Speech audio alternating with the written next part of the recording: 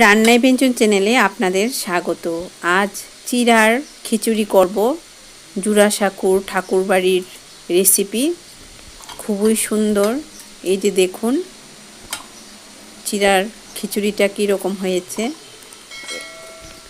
ঠিক ঠাকুরবাড়ির রান্না।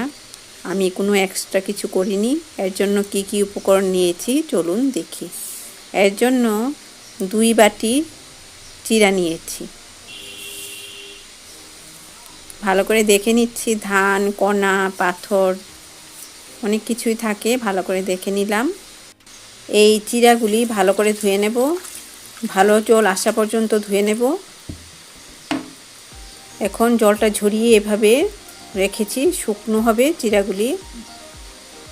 আর মাপটা হলো 2 বাটি চিড়া আর 1 বাটি, ওই বাটি যে চিড়া নিয়েছি এই বাটি দিয়েই মুগ ডাল নিয়েছি 1 বাটি।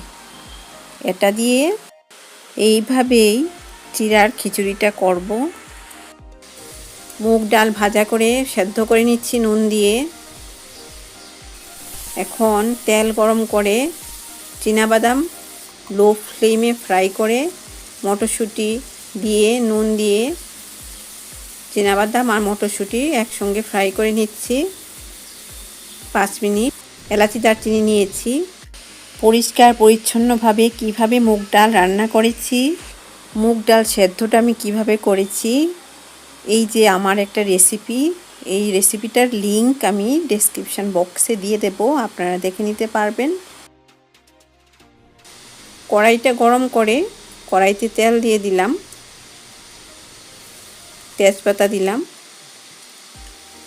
আর পেঁয়াজ কুচি দিয়ে দিলাম, আদা কুচি, কাঁচা লঙ্কা।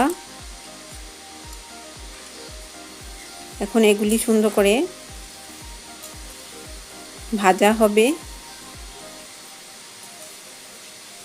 এই ফ্লেমে পেঁয়াজটা ভাজা হচ্ছে।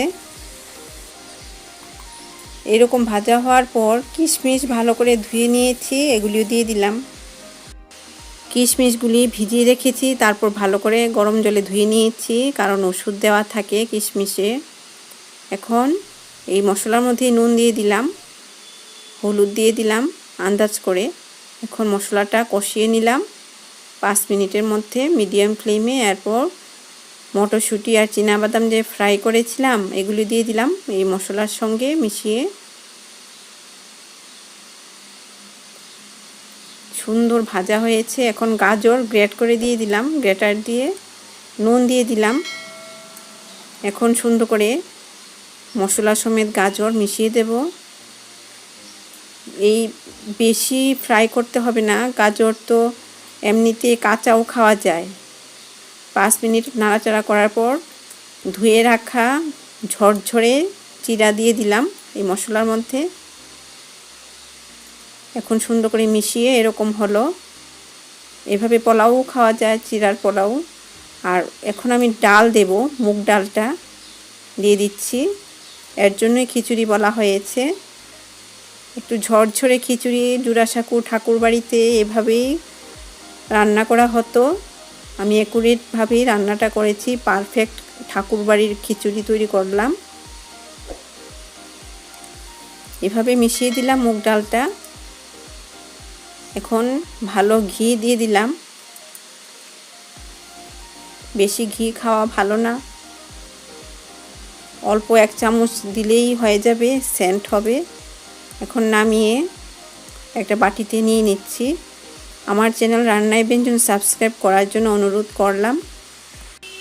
বেল আইকনটা অবশ্যই প্রেস করবেন, তাহলে নতুন রান্নার নোটিফিকেশন সবার আগে আপনার মোবাইলে পৌঁছে যাবে। এভাবে তৈরি করে নিলাম ঠাকুরবাড়ির চিড়ার খিচুড়ি। আপনারা সুস্থ থাকুন, ধন্যবাদ।